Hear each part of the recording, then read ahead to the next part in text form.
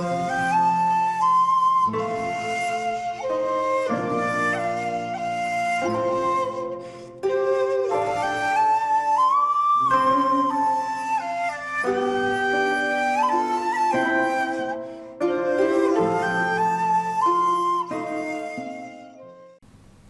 there, this is Solitary Rodent from Solitary Rodent Films, and welcome to another random review.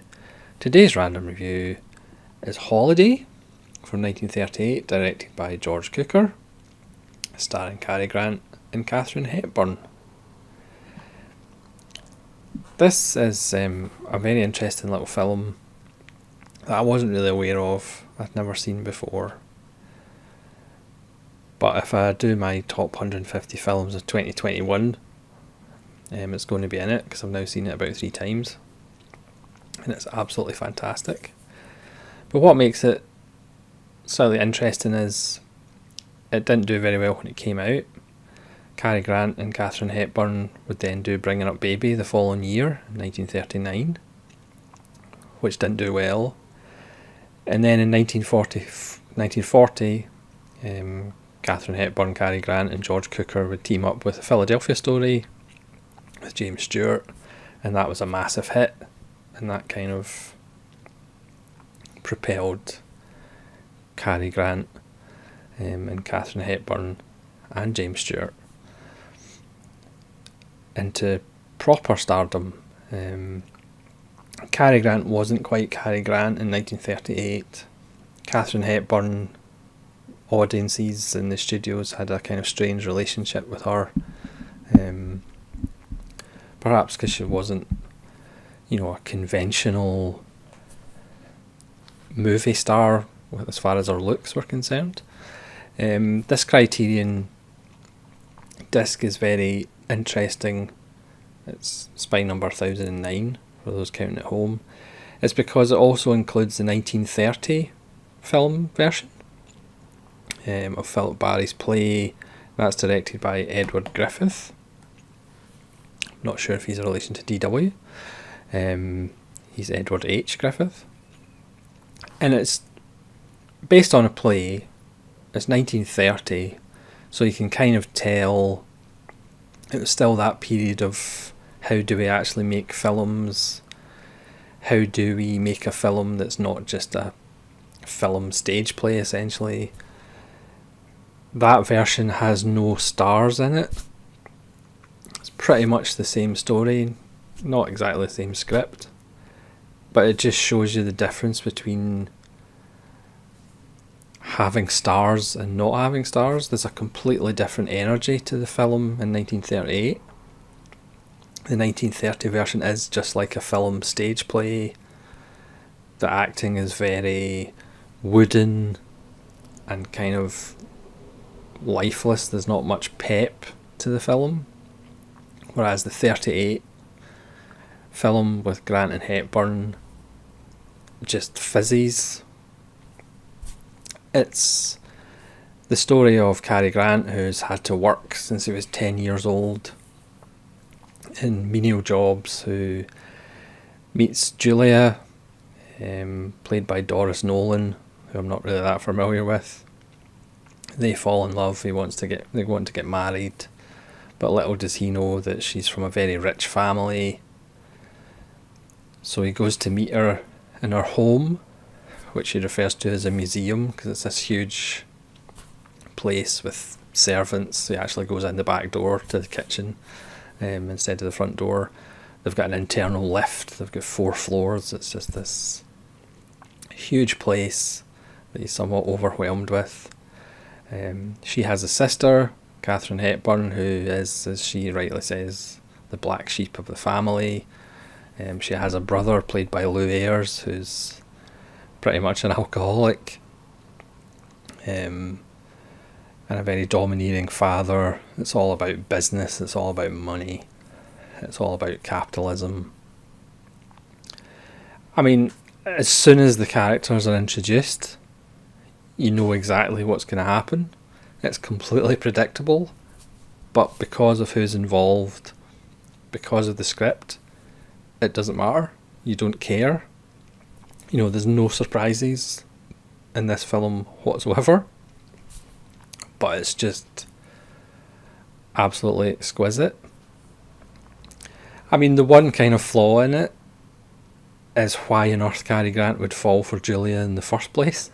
I don't know, because she's not that glamorous, really. She's not that stunning. But that aside, it's just brilliant because he is working on a business plan of himself, and if that goes through, he's going to make some money. But his plan is to take a career break and really try and find himself, try and find why is he wanting to work. And of course, this is completely foreign to Julia and her father. I mean, at one point, Julia says, there's nothing more exciting than making money. It's funny because that's what Hollywood wants. Hollywood is capitalism in its extreme form.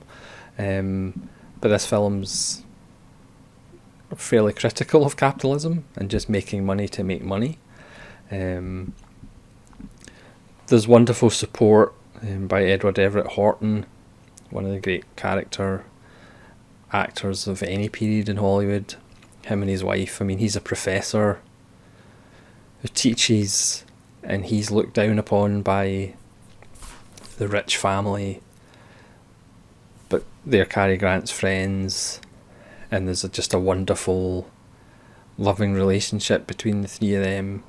And obviously Katherine Hepburn is the black sheep who lives in this kind of childhood room on the 4th floor, as an escape and a reminder of her simpler past.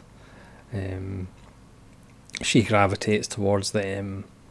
There's just like classic scene after classic scene. The New Year's Eve when the father wants to announce the engagement. But Katherine Hepburn pretty much just wants to stay in the playroom with Cary Grant and his friends. Julia and the father just don't understand that.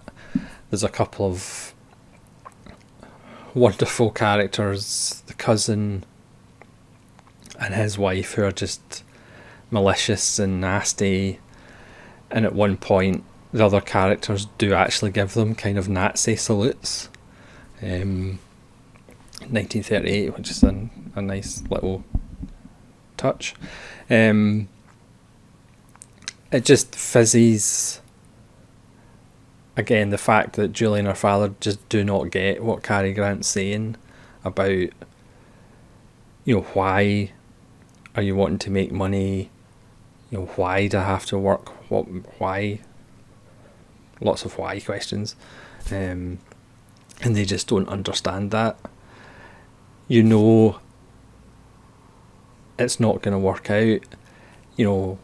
Cary Grant agrees to do like a 2-year test period to see whether he likes working in the bank and whether he does that. And again, the father agrees, and then he plans out their honeymoon, which is essentially just going to be a business trip, and then that's the final straw.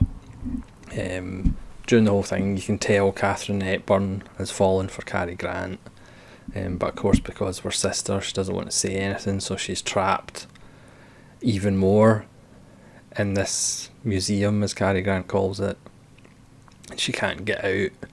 There's a beautiful scene where she's asking Lou Ayres what it's like to be drunk, because he just pretty much solves his problems by getting drunk most nights. And that's a beautiful scene. Katherine Hepburn really gives a wonderful performance in this. I mean, I really like the Philadelphia Story, but to me, Holiday is a far better film than the Philadelphia Story, even though it's really underrated and underseen.